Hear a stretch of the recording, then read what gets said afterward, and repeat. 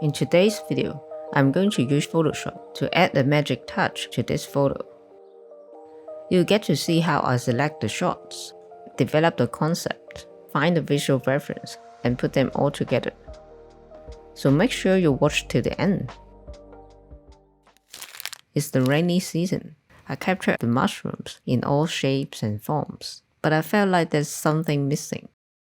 I selected this photo simply because it's more convincing visually if I were to add a light source versus the other photos. So I looked up some of my latest photos. I felt like it was a mix of these two styles, the glowing sunlight on the edge with some bokeh or bokeh in the background. And then I remember seeing some of the flower photos on Instagram that are clearly photoshopped, but in a good way.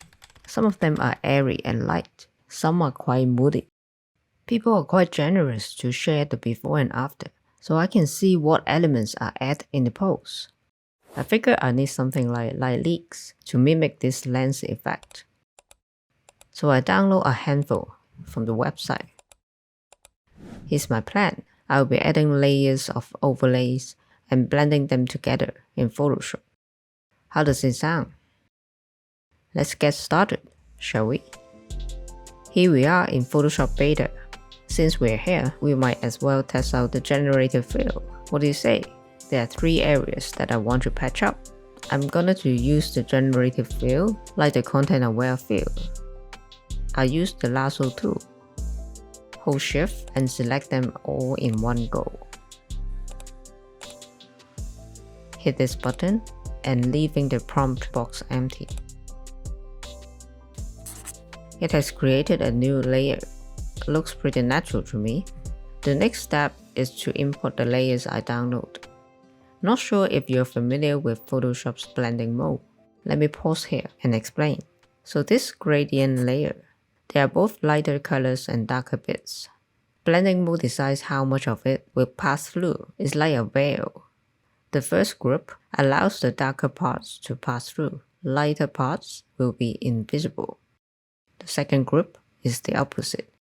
The third group is a mix of both. It depends on the brightness of the colors. It can go pretty wild. For this layer, I want to use it as a spotlight, which means the darker bits are required. I'll choose linear burn. In terms of intensity, you can either adjust the fill or opacity. I'll keep the numbers low for now, since we have other layers on the way. For the second layer, I want to use the pink color to highlight the subject. So I'm using the lighter part of this layer. Soft light looks perfect. But you can see the edges. I will add a layer mask to hide it.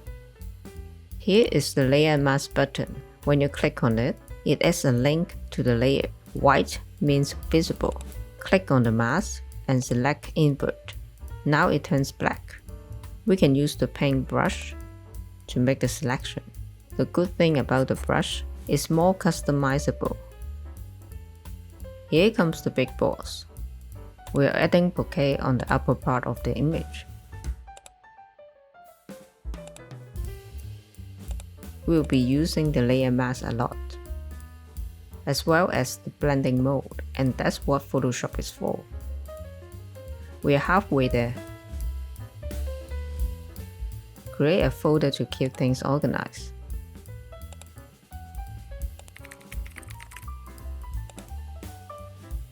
And then duplicate it and move it around to fill other parts.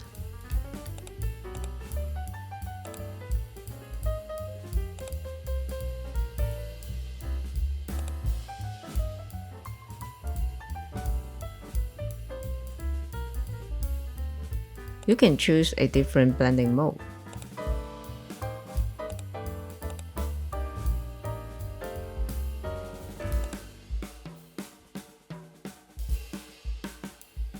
Next step, add the sunlight.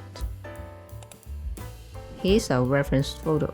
I reckon we keep it on the right hand side.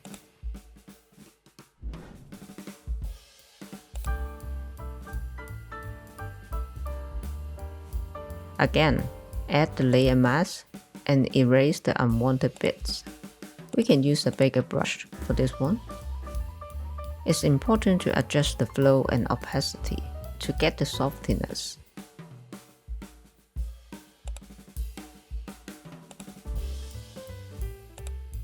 At the moment, it looks too yellow.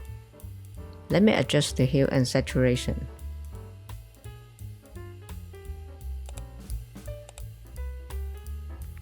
So I decrease the saturation and increase the lightness. It will look more like a glow. Invert and use the brush to paint this area. We can crank up the overall brightness with the levels. Just hold this end, which controls the whites, and push it towards the left. You can also make your own bokeh by adding a shape. The next step is crucial. In order to make it look realistic, we're adding motion blur. Just a tiny bit. Double click here to make adjustments.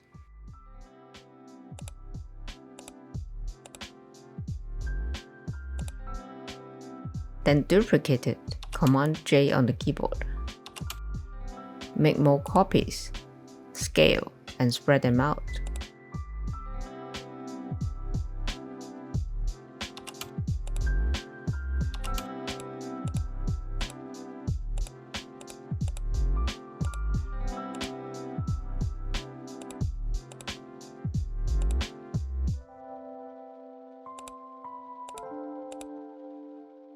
For the finishing touch, we're going to add some magic. The last layer we import is this one. We can create it in Photoshop, but it's just faster this way because I don't have to think about where to place them. Instead, I can use the elimination method.